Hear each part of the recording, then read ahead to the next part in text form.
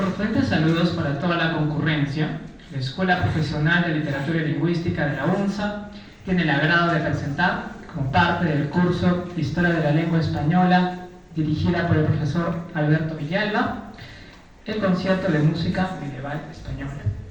Mi nombre es Fernando Oviedo Turpo y el día de hoy oficiaré como su maestro de ceremonias. Bien, este evento tiene una doble finalidad. En primer término, reflejar el desarrollo de la lengua española, reflejando algunas de sus etapas, como la de la influencia árabe, la estabilización de la etapa medieval, el Renacimiento y el Barroco, así como el factor judeo-español manifestado en la música sefardí. Y en segundo lugar, concluir un ciclo de investigación que nos ha permitido sensibilizarnos con el español desde un enfoque histórico. El evento ha sido desarrollado por los alumnos del citado curso y esperamos sea de su agrado.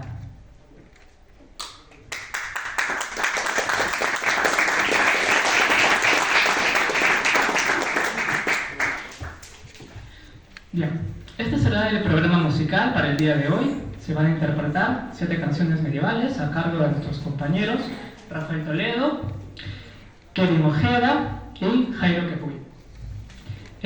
Y serán comentados por los alumnos del tercer año A. Antes de cada interpretación se va a presentar una breve reseña histórico-lingüística que nos permitirá contextualizar culturalmente el entorno en el que surgieron estas bellas composiciones. Bueno, damos entonces espacio para el primer grupo que va a interpretar, que va a reseñar la canción Los Caminos de Sefardí. Aplausos, por favor.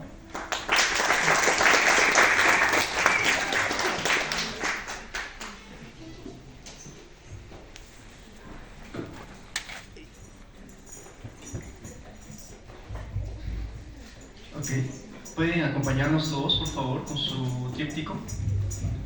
¿Pueden identificar los caminos de Sefardí? Los que no tienen los de fondo, son de fondo, ¿no? Ya. Mentira. Los caminos de Sefardí. En primer lugar, reflexionemos sobre...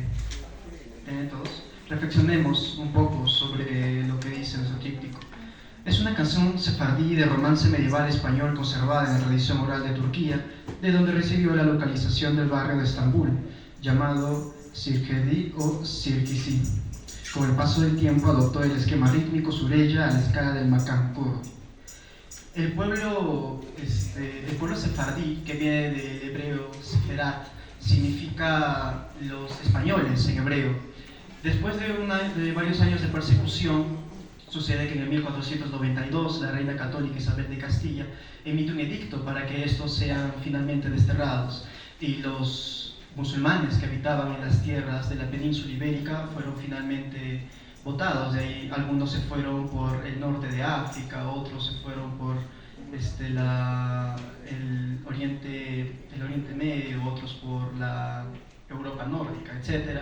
Sin embargo, tuvieron un fuerte arraigo cultural del cual no quisieron despegarse. A esta se sumaba su poesía, su literatura, su cocina, etc. Y tras años de resistencia es que nace precisamente este poema llamado Los Caminos de Sefardí o Los Caminos de Arena, que se ubica precisamente en el país de Estambul.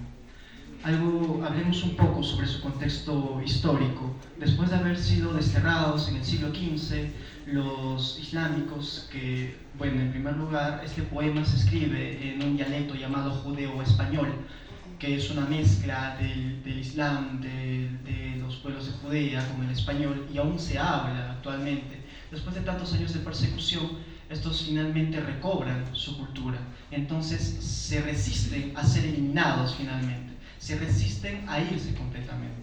Entonces, a inicios del siglo XX, no hace mucho, es que nace este poema, un poema con muchas metáforas, como van a poder escucharlo, un poema bastante profundo en culteranismos, etc. Algo muy curioso que viene muy afín con la cultura sefardí es que renueva sus fuerzas ahora en el siglo XX, a inicios del siglo XX, con la llegada de la tecnología, y encontramos ahora valses, encontramos ahora tangos, encontramos baladas, encontramos incluso música electrónica que es cantada en el romance judeo-español.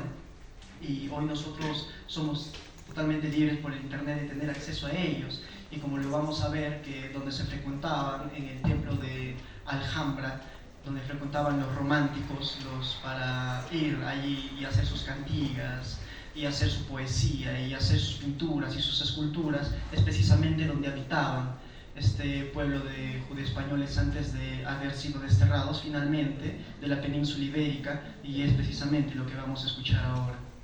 Gracias.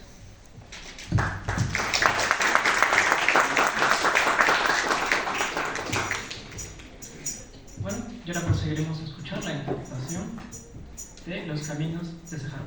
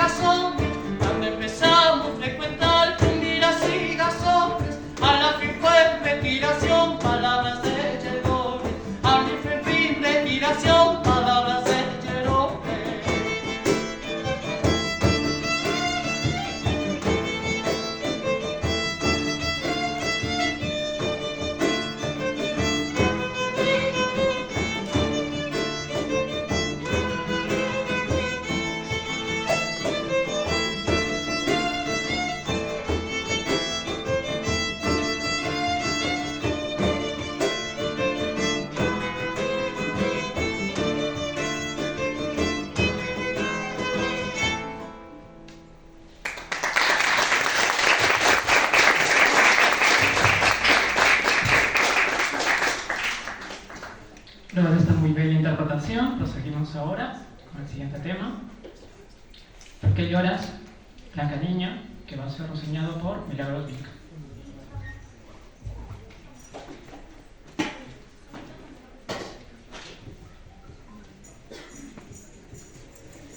Y Tomás Ferguson.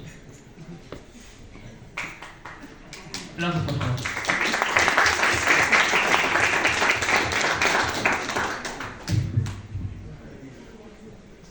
Buenas tardes, yo voy a empezar con, bueno, como ya comentó nuestro compañero Saúl, bueno, en el breve contexto histórico se menciona a los musulmanes y cómo ellos tras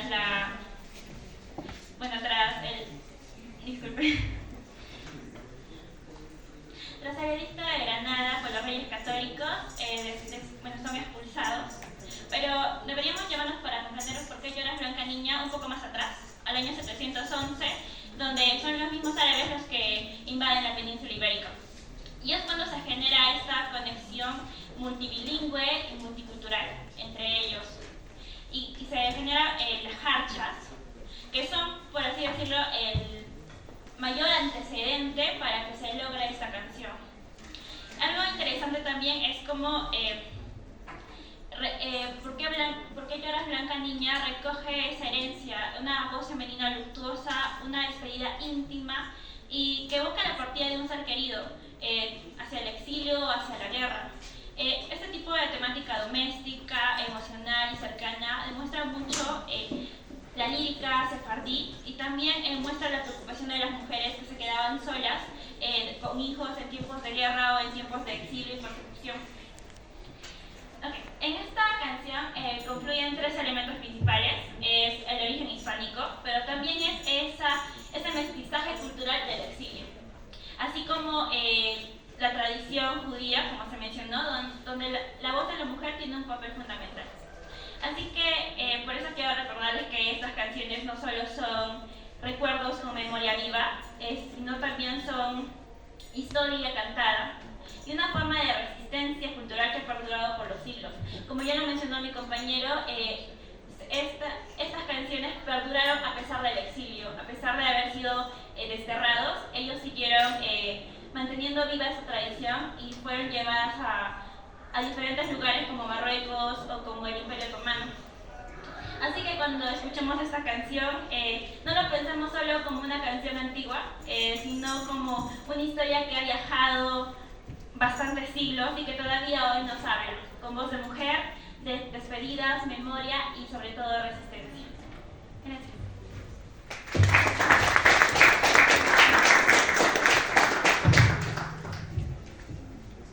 Bueno, muy buenas tardes a todas y todos.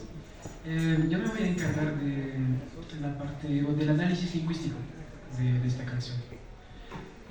Tras la expulsión de España de los judíos por los reyes católicos, el español que se llevaron los judíos a la diáspora, o sea, a los Balcanes y a Marruecos, por ejemplo, era un español, un castellano medieval propio del siglo XV y se llamaba el judío español.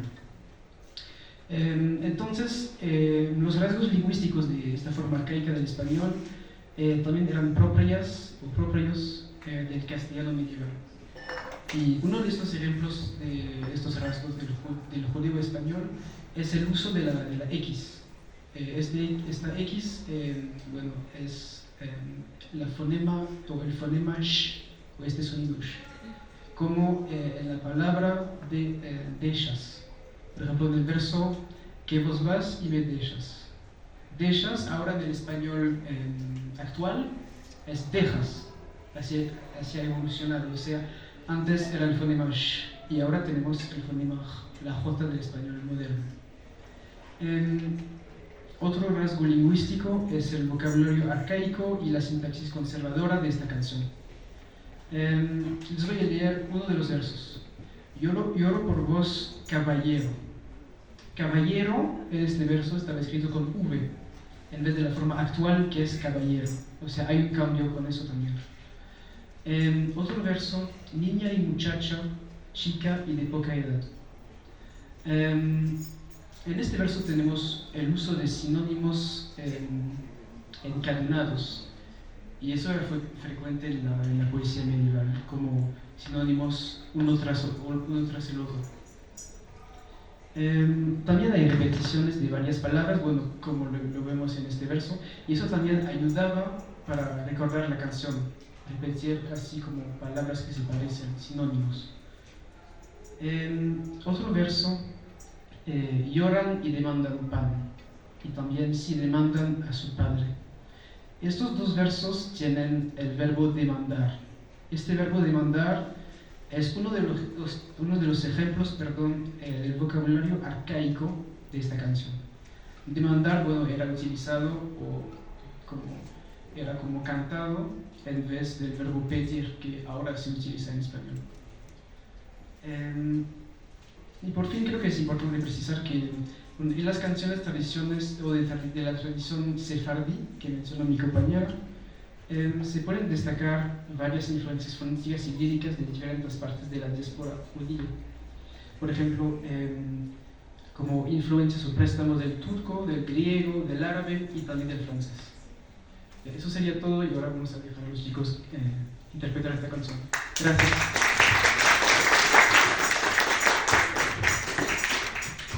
Sin más preámbulo, ¿por qué lloras, Blanca Niña?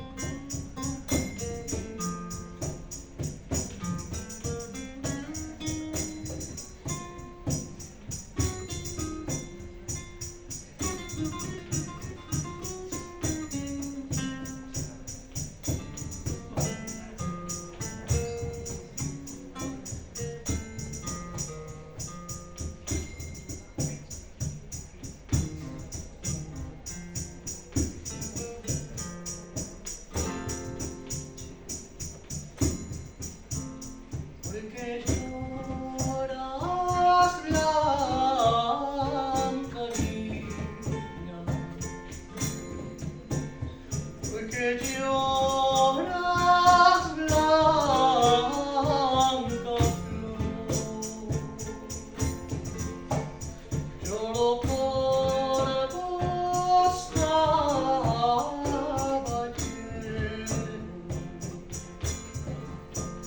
que vos vas sin me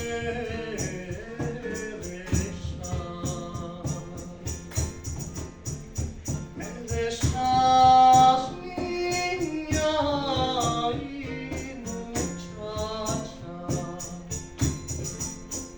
chica y de poca edad. Tengo niños chiquiticos,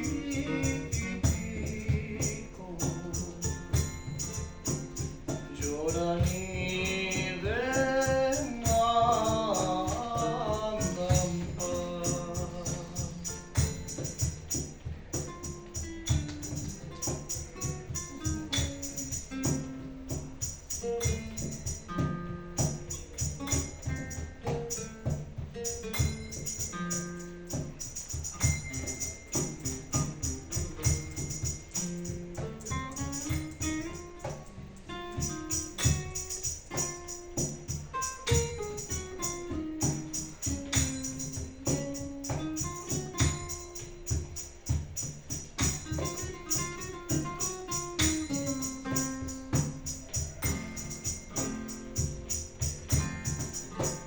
Si demandas más su parte, ¿qué respuesta les voy a dar? Metió la mano en su pecho, 100 monedas les fue a dar. Esto para que me basta, para mí no para más. Si esto no nos basta,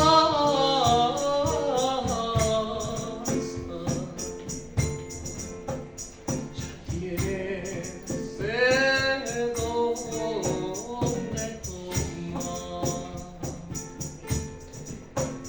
porque lloras, blanca niña, porque lloras, blanca flor. Los aplausos.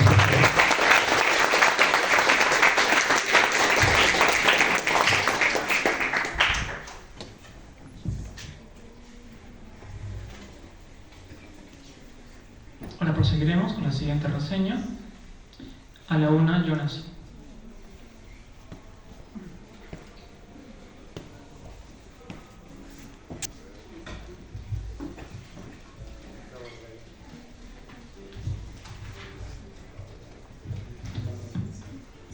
Bien, buenas tardes con todos. Mi nombre es Mireia Flores y bueno, me toca dar una pequeña reseña sobre la tercera canción, que es A la una yo nací. En primera instancia tenemos que recordar que esta canción es popular, ¿no?, de sefardí. En esta canción se muestra una especie de ciclo de la vida, especialmente de la mujer. Es un poema cantado que conserva rasgos muy antiguos de la lírica española, en particular de las garchas, y que refleja cómo las culturas también se entrelazan, se transforman y sobre todo sobreviven como un símbolo de resistencia cultural, ¿no?, a través de los siglos, a través del tiempo. La canción se transmitió oralmente durante siglos por los descendientes de los judíos expulsados de España en 1492, quienes se establecieron en el Imperio Otomano especialmente en Turquía, en los Balcanes, en Grecia y en el norte de África. Esta canción formó parte de un repertorio cotidiano, de un repertorio de las comunidades sefardíes, sobre todo que se cantaba en ambientes cómodos, familiares, como bodas, como las celebraciones de paso o también las reuniones, ¿no?, de más cercanía, donde las mujeres en realidad tenían un rol imprescindible, un rol central como portadoras de esta tradición oral. Respecto a la letra, las canciones y las estrofas comienzan con una oralía, ¿no? Narran un acontecimiento simbólico. Un pequeño fragmento, que bueno, próximamente lo vamos a escuchar, es, ¿no? A la 1 yo nací, a la 2 me engrandecí, a las 3 tomé amante, a las 4 me casé, a las 5 tuve un hijo y a las 6 me murió. Esta forma suma, ¿no?, una reiteración de sonidos en cada verso, ¿no?, y construye un relato secuencial, una especie de calendario, ¿no?, un calendario habitual donde la mujer tiene pues el rol principal. Esta ha sido preservada oralmente por la tradición sefardí. Es un canto poético, una lírica medieval que ha estado, ¿no?, en la historia escrita, que a pesar de los siglos ha preservado y que sigue viva, ¿no?, la voz de su pueblo. Como valor simbólico, es un ritual que muestra identidad, ¿no? Resume una sencillez poética. El lenguaje no es complicado o complejo, es un lenguaje totalmente cotidiano, accesible. Muestra toda una cosmovisión del ciclo de la vida. Es entonces una herramienta de memoria colectiva, es un canto, ¿no?, por el cual las mujeres sefardíes transmiten también historia, resistencia cultural y su propia lengua, ¿no? En otras palabras, es una síntesis cultural, ¿no?, une lo oriental, une lo europeo. Por tanto, es un símbolo de supervivencia histórica, de transmisión afectiva también. Ya para concluir, podemos afirmar que el canto a la 1 yo nací es una herencia lírica de esa tradición. Representa también un puente entre la poesía medieval hispánica y la música oral sefardí, ¿no? Nos demuestra cómo esas comunidades luchan por mantener esa memoria cultural a través de la palabra, y esta palabra que es cantada, ¿no?, incluso después del exilio. Es un testimonio vivo de esta poesía que también se canta, se recuerda y se transmite de madre e hija, de generación en generación. Muchas gracias.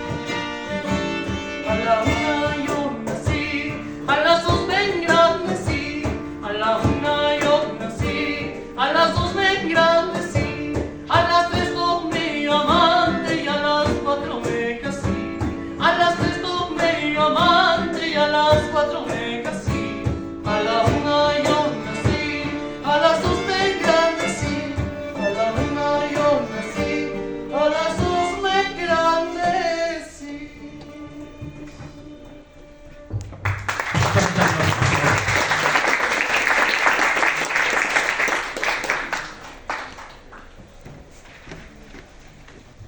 Ahora tendremos la reseña de Morena me llama,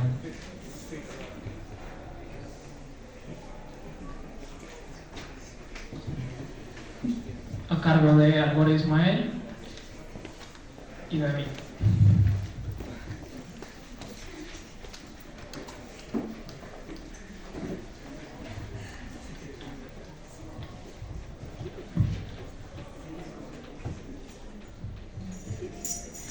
Buenas tardes, docente, buenas tardes, compañeros. Vamos a hacer lo que viene a ser el ensayo de Morena me llama. Primero, tenemos que tener el contexto de que esta canción es judía como tal.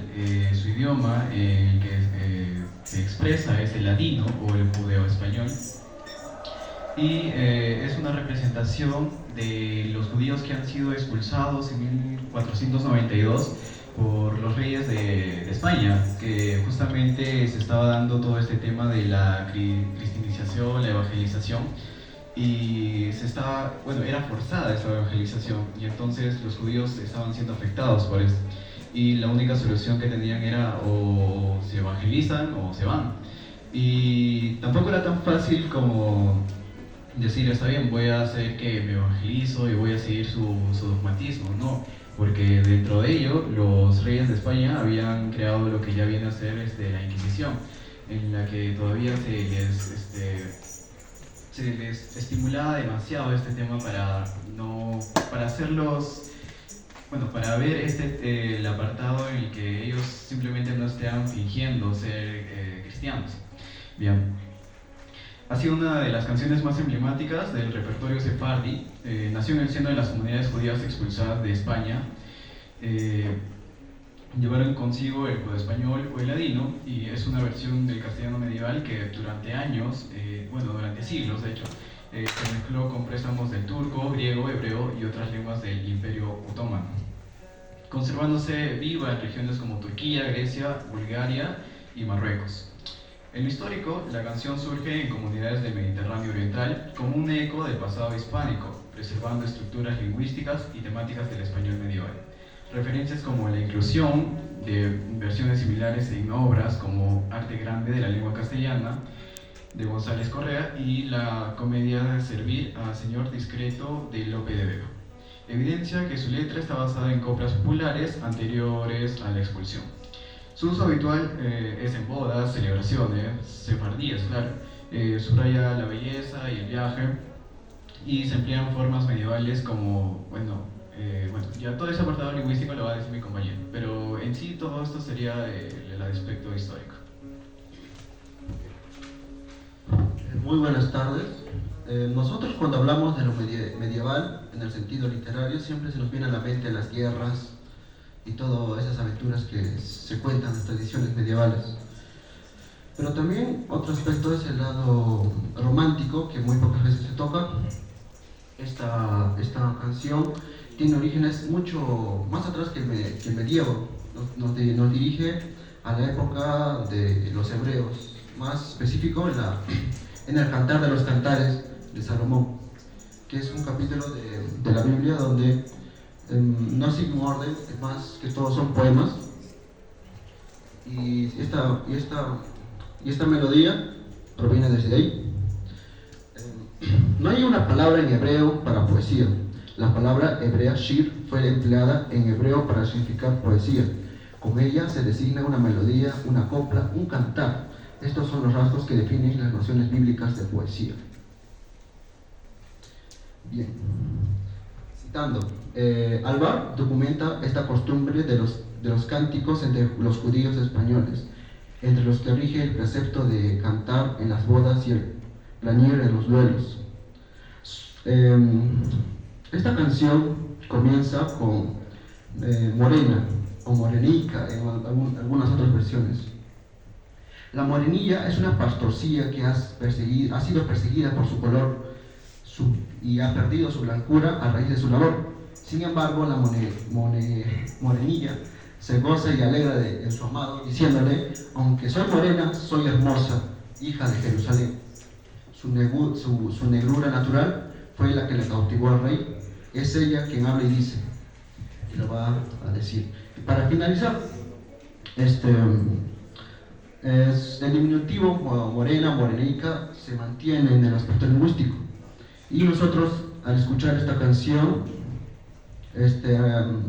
tenemos una experiencia de inmersión en la historia viva de Sefarat. Sefarat es un término que está en bíblico, que se mencionaba o se dice para nombrar a la península ibérica.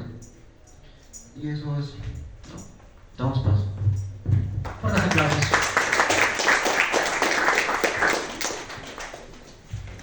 Ahora sin más, Morena me llama.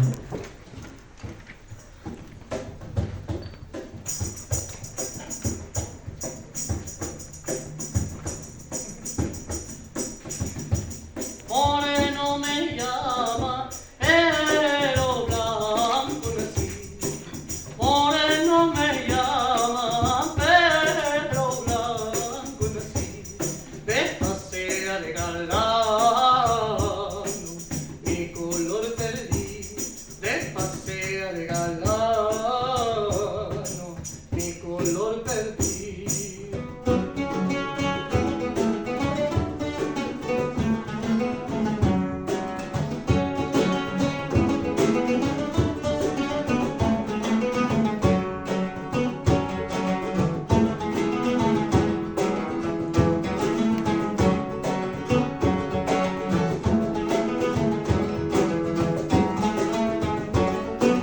Moreno me llama, pero blanco nací. Moreno me llama, pero blanco nací. De pasea de galano, mi color perdí. De pasea de galano, mi color perdí. ¡Ja!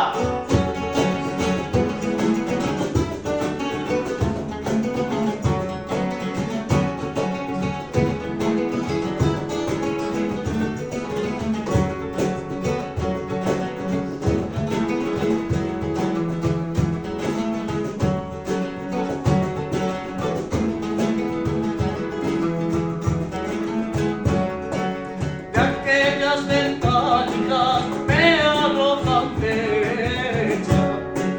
De aquellas ventánicas me arrojan flechas. Si son de amores vengan derecha.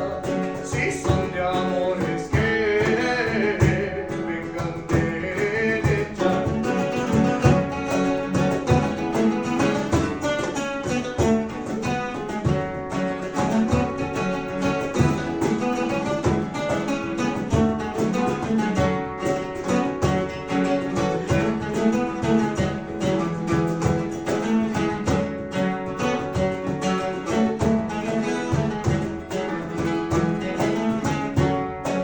Moreno me llama, la hija del rey.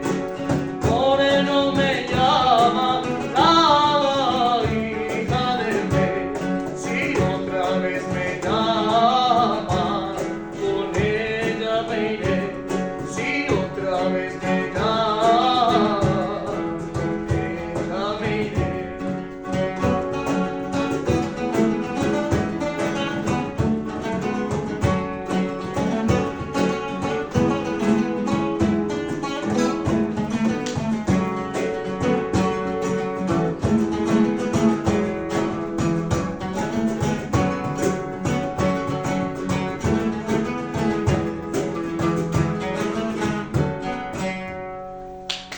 Fuertes aplausos. Por favor.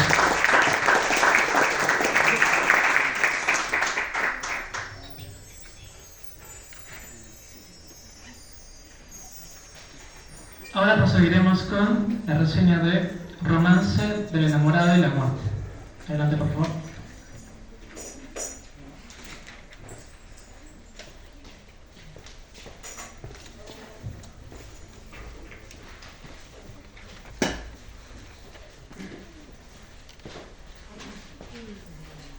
cargo de Nicolás Iñac.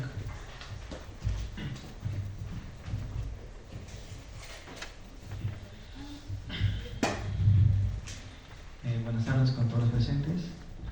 El romance del enamorado es un romance viejo tradicional perteneciente al género líquido narrativo de la poesía oral castellana que floreció entre los siglos XV y XVII, aunque sus raíces pueden ser aún más antiguas. Los romances eran composiciones populares transmitidas oralmente y muchas veces acompañadas de música, y abordaban temas como el amor, la muerte, la guerra o lo sobrenatural. Este romance en particular pertenece al subgénero de romances de un tema mortuorio, donde la muerte personificada visita a un joven enamorado para llevárselo, reflejando la concepción medieval y renacentista de la muerte como un destino inevitable que lleva sin aviso. La influencia de la danza de la muerte, un tema recurrente en la literatura europea desde la Baja Edad Media, es evidente, pues aquí la muerte actúa como una figura inexorable que interrumpe el amor y la vida. El romance explora el conflicto entre el amor y la muerte, mostrando cómo el destino trunca la felicidad terrenal. El enamorado intenta resistirse, perdiendo una prórroga, déjame vivir un día. Pero la muerte, como ya mencionada, es inflexible, y en la escena final, donde el cordón de seda se rompe, subraya la fragilidad de la vida y la imposibilidad de escapar del destino. En suma, el romance del enamorado es una joya de la poesía tradicional que fusiona lo lírico, lo narrativo y lo dramático, utilizando un lenguaje sencillo pero cargado de simbolismo. Su pervivencia demuestra la fuerza de la tradición oral y su capacidad para expresar con belleza y dramatismo los grandes temas universales: el amor, la muerte y el destino. Aplauso, por favor. Y ahora, romance del enamorado y la muerte.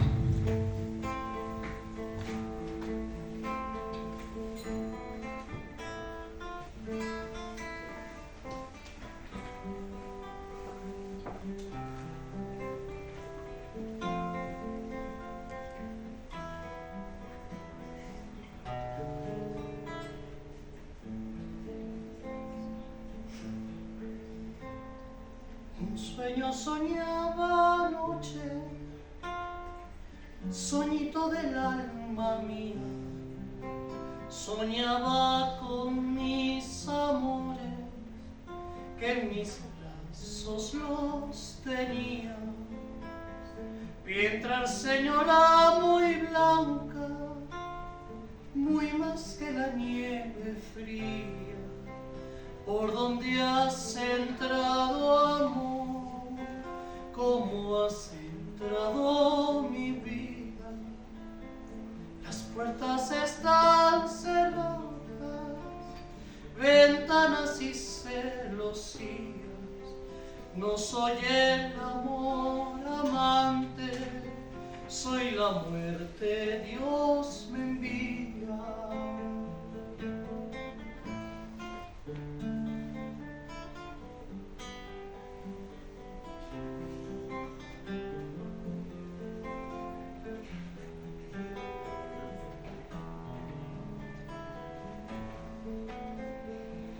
Muerte tan rigurosa, déjame vivir un día no puede ser, un amor tienes de vida, muy deprisa se cansaba, muy deprisa se vestía, ya se va para la calle en donde su amor vivía. Ábreme la puerta blanca, ábreme la puerta niña, ¿cómo te podré yo abrir si la ocasión no es venida? Mi padre no fue a palacio, mi madre no está dormida.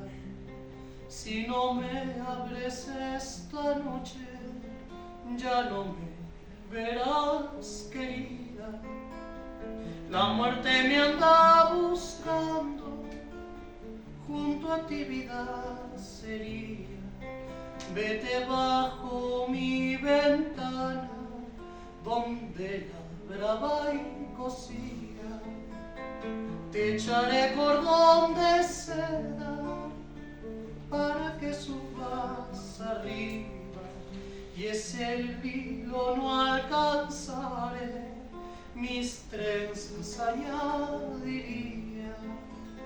Se rompió el cordón de seda, la muerte que allí venía. Vamos el enamorado, que la hora ya es cumplida.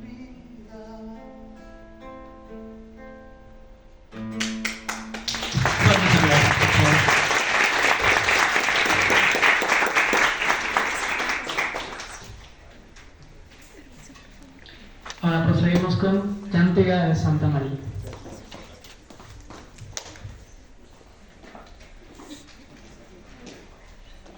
A cargo de Erika Carrasco.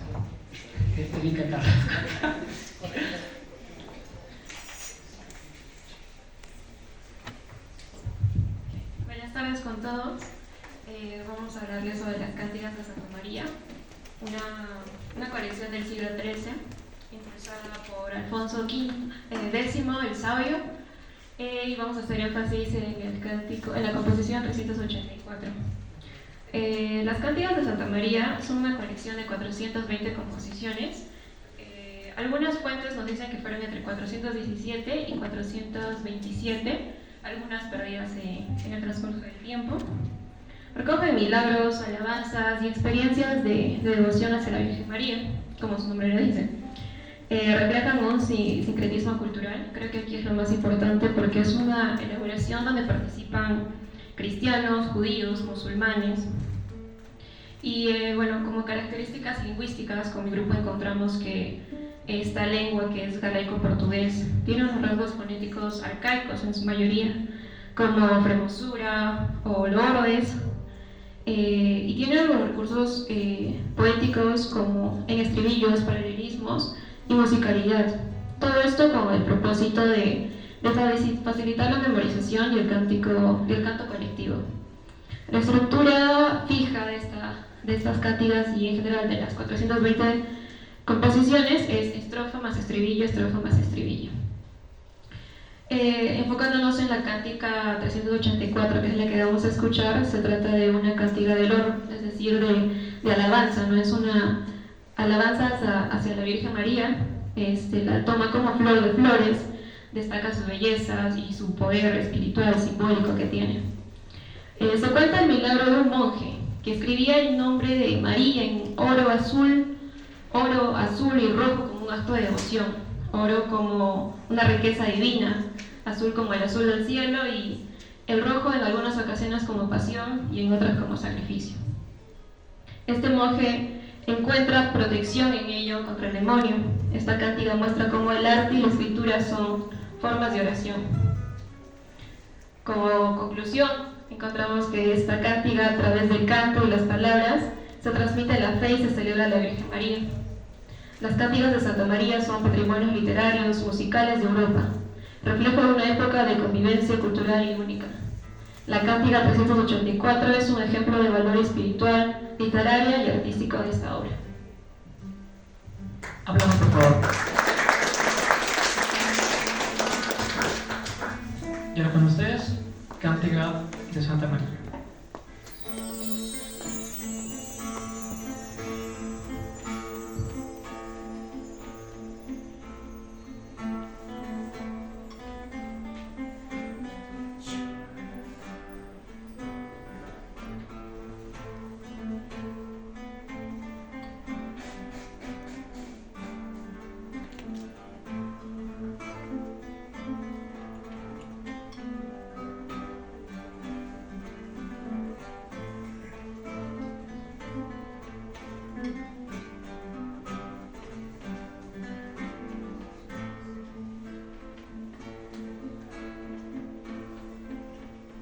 A que por muy gran fervosura es este llamada flor das flores, muy más le pras cuando oye loar, seu nome que de outras flores.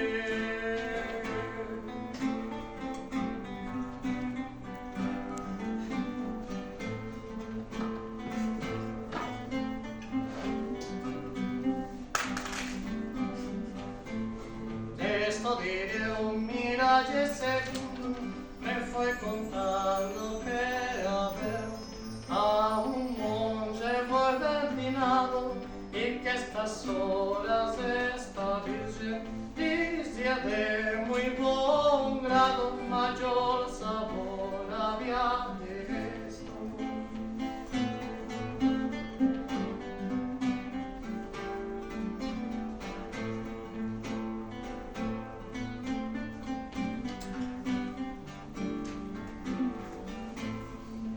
Que por muy gran fe de hermosura este llamada flor das flores, muy más de pras cuando le loa, si aún no me quede otras flores.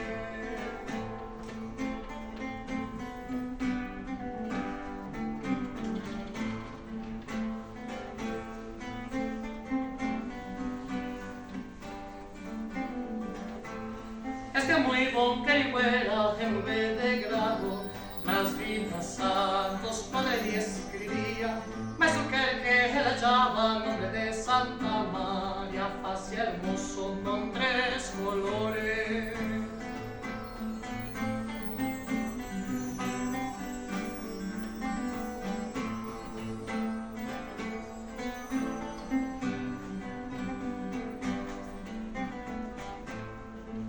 Que por muy gran fe de hermosura este llamada flor das flores, muy más letras cuando le loa, si aún no me quede otras flores.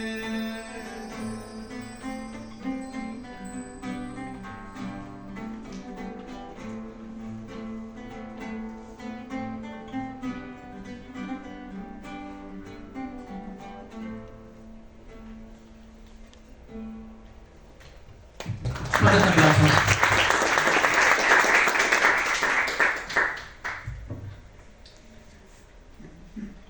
Y ahora por último presentaremos la reseña de María Zapalos,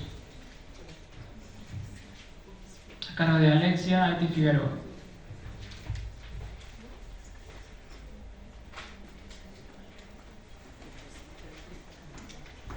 Yolanda Concha.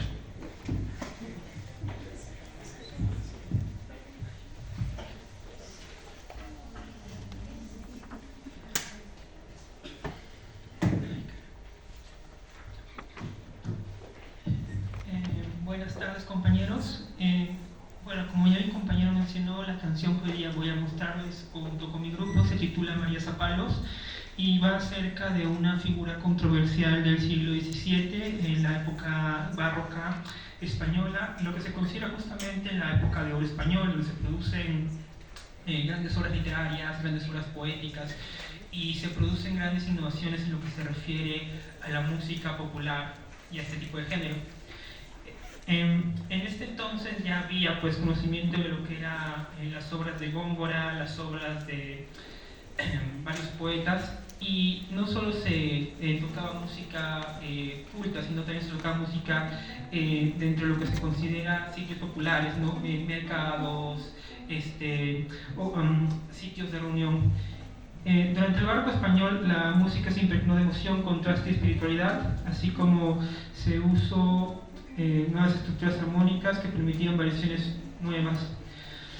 Hubo mucha influencia en lo que se refiere a la cultura judía, a la cultura musulmana, y lo que pasó pues al final vendría a ser una síntesis de todo eso. Compositores como Gaspar Sanz o Santiago de Murcia incluyeron nuevos métodos para la guitarra barroca y sus acordes hicieron vibrar al pueblo como a la nobleza. La canción que vamos a hablar el día de hoy trata acerca de una celebridad llamada María Zapalos, o también conocida como La Calderona, que fue una actriz influyente y fue amante del rey Felipe IV, lo que la dotó justamente de una aura mística y subversiva.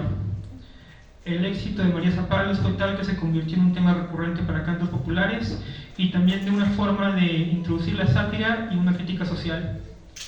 Así, María Zapalos fue más que música, fue un reflejo de un siglo de emociones exaltadas que servían para entretener y emocionar y también para criticar al poder desde una melodía aparentemente inocente. Y en la danza también se manifestaba un cierto tipo de arte subversivo. Bueno, ahora vamos a hacer un análisis lingüístico, pero antes tenemos que tomar en cuenta de que la canción que ahorita van a tocar, casi todo trata sobre una historia de amor. Amor, luego seducción y finalmente huida. Más o menos encontramos en las palabras psicológicas más o menos de esa época del siglo de oro, más o menos por el siglo XVII, 1700, encontramos palabras como chancla. Vamos a citar un poquito, como digamos, estampando la breve chinela, más que chancla, chinela, que digamos actualmente lo definimos como chancla. Pero en esas épocas, más o menos se refería a un zapato de triple plataforma, sin talón, que era más que todo usado en la cotidianidad, digamos, más que todo en la casa, ¿no? Y acá vemos que en la canción se puede reflejar un poco de intimidad. También encontramos palabras como chapín, que es más o menos como una sandalia, bueno, es sandalia, un zapato con plataforma alta, más que plataforma alta, que más que todo reflejaba estatus. Y encontramos en la canción como que tiene ventaja de mayor chapín. También encontramos la palabra sotillo, que más o menos reflejaba como un pequeño bosque o una arboleda, que más que todo era un lugar de encuentro de enamorados, ¿no? Y también encontramos la palabra faldellín, que digamos que en la canción se encuentra como que puso en varieta de su faldellín. ¿Y a qué va esto? ¿Ya? Porque la canción está cargada de doble sentido, tanto en que puso varieta de su faldellín como cuando están ahí comiendo, quién sabe qué. También encontramos, ya refiriéndonos más a lo del doble sentido, nos encontramos con la parte de pretendiendo de su garabato quitarle la carne con gancho sutil, que bueno, vemos que tiene otra intención, digamos, que se refiere a una parte del cuerpo masculino, ¿no? Una intención más irónica. También en la parte de y Perico, mirando a lo verde, comió con la salsa de su perejil. Bueno, sí, nos encontramos con ese doble sentido. Más que todo, analizando también la canción, nos encontramos con una estructura rítmica, una rítmica clara, que más que todo, en el final de cada estrofa vemos que se repite. Y eso es algo que suena muy bien. Y eso sería todo. Gracias. Fuertes aplausos, por favor.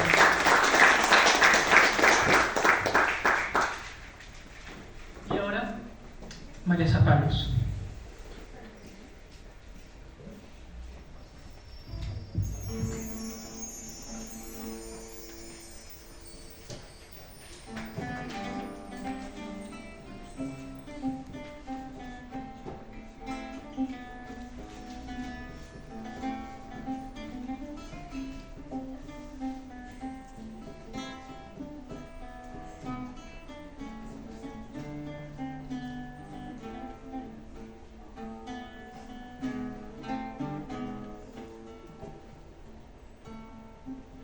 María Zapalos bajo una tarde de verde soltillo que va hacia Madrid.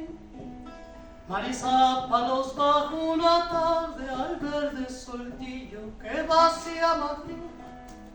Porque entonces pisándole ya no hubiese más Flandes que ver su país, que ver su país.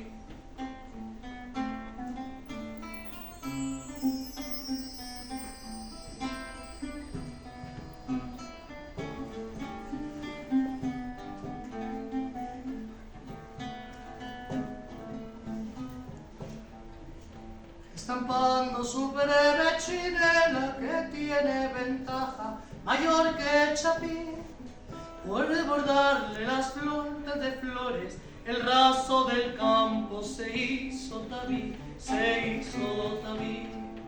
María Zapalos era muchacha enamoradica de Pedro Martín. María Zapalos era muchacha enamoradica de Pedro Martín, un mozuelo sobrino del que suele en el baile campar de gentil, campar de gentil.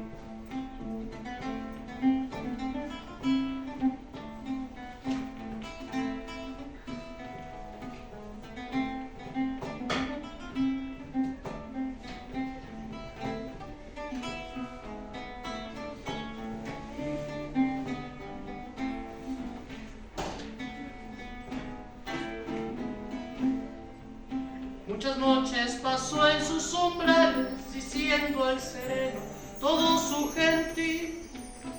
Muchas noches pasó en sus umbrales diciendo el sereno todo su sentir.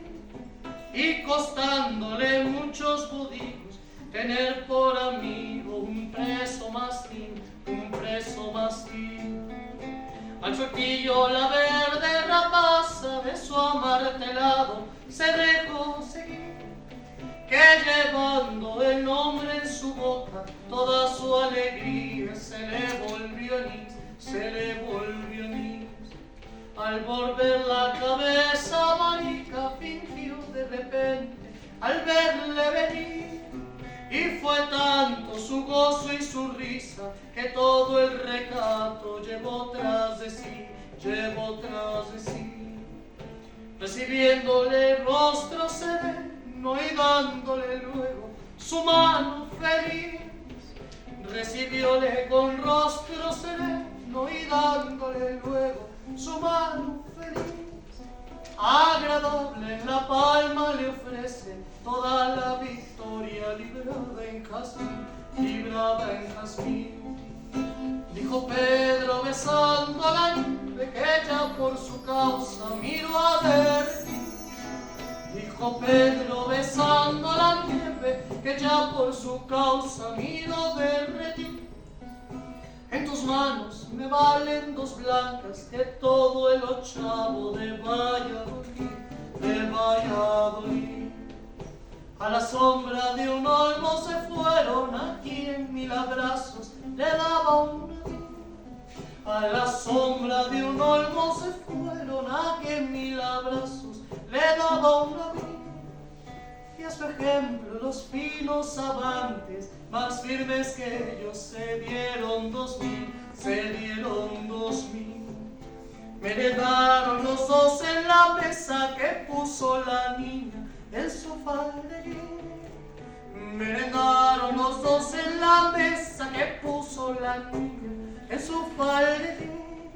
Y Perico mirándole verde comió de la salsa de su perejil, de su perejil.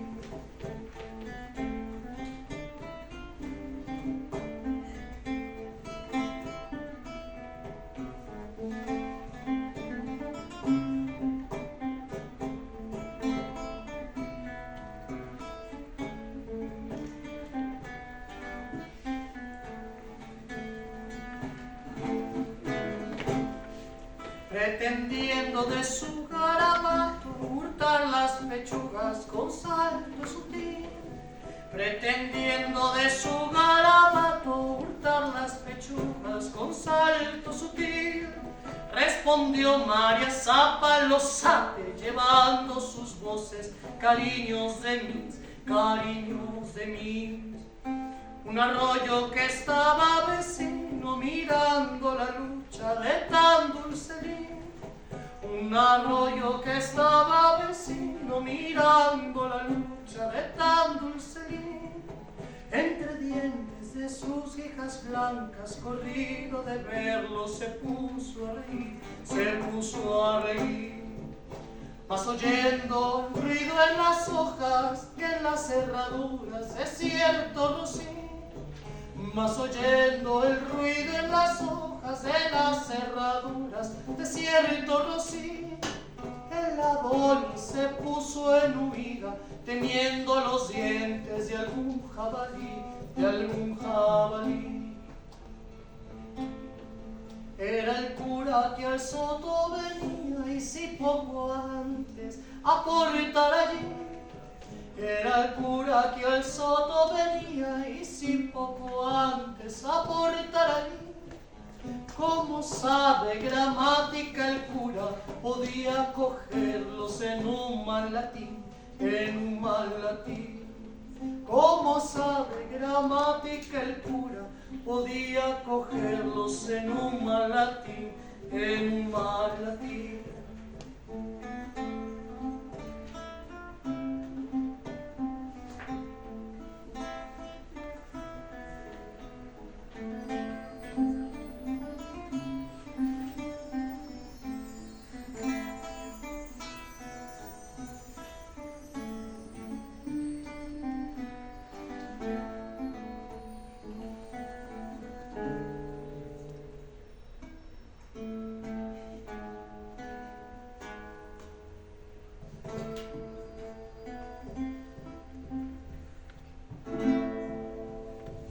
Fuertes aplausos a todos.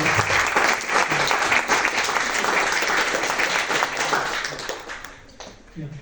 Como imagino que tienen ganas de más, nuestros compañeros amablemente han decidido obsequiarnos un último tema de despedida, el cual es netamente instrumental. Se llama Canarios.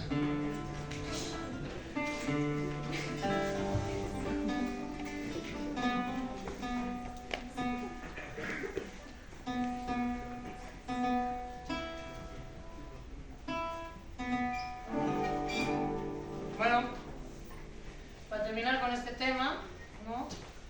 Canarios es una danza popular barroca de la España, ¿no? Que tanto hemos visto durante las clases y con los libros. Conversábamos con Tomás que, bueno, antes de entrar al concierto, que habían diferentes formas de ciertas etapas, ¿no? En Francia, la época medieval, la época barroca no es igual a la misma que se sucedió en España, pese a que están en la misma línea de tiempo, no son iguales, ¿no?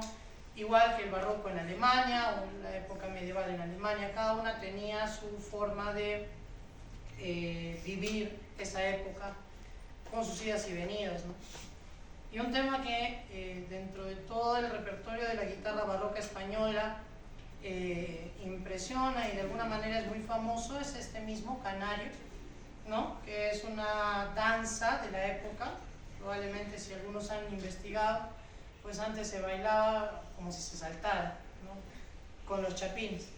Y bueno, es una danza que tiene varias repeticiones, ¿no? Y que espero que salga bien, porque es un poco complicado, para poder terminar con este concierto.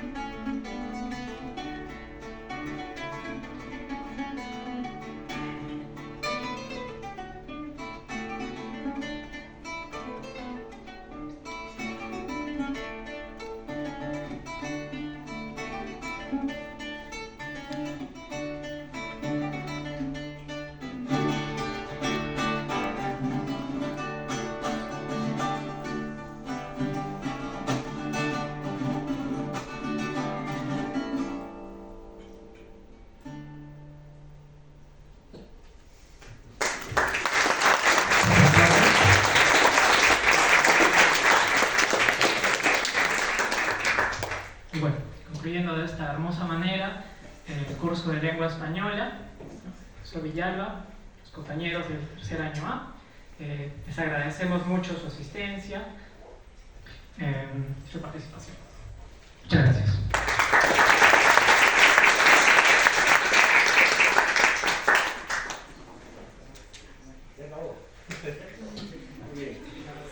el sorteo de libros.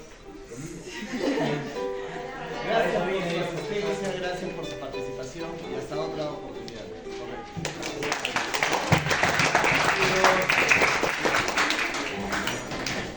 Así, nos tomamos una foto, ¿no? Una foto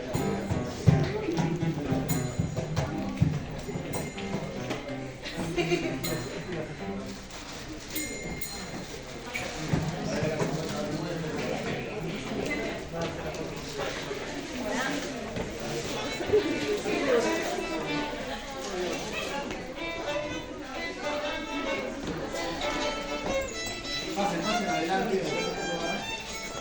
Algunos arriba, otros abajo.